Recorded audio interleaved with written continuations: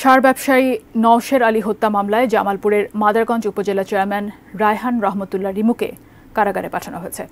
বিকেলে জামালপুরের chief judicial magistrate Masud Parvez জামিন নামঞ্জুর করে তাকে কারাগারে পাঠানোর আদেশ দেন। 2020 সালের 25 এপ্রিল মাদারগঞ্জের বালিজুরি বাজারে সন্ত্রাসীদের হামলায় আহত হন সার ব্যবসায়ী নওশের আলী। পরে 3 মে ময়মনসিংহ মেডিকেল কলেজ হাসপাতালে তার মৃত্যু হয়। ওই হত্যা মামলার তদন্ত প্রতিবেদনে নাম থাকায় উচ্চ আদালত থেকে 6 সপ্তাহের জামিন নেন মাদারগঞ্জের উপজেলা চেয়ারম্যান রায়হান রহমতুল্লাহ রিমু। রোববার মেয়াদ শেষ হলে আজ আদালতে আবার জামিন আবেদন করেন রিমু, তবে আদালত তা নামঞ্জুর করেন। এদিকে তার মুক্তির দাবিতে সমর্থকরা জামালপুর মাদারগঞ্জ সড়ক অবরোধ করে বিক্ষোভ করেন। পরে পুলিশ এসে পরিস্থিতি নিয়ন্ত্রণে আনে।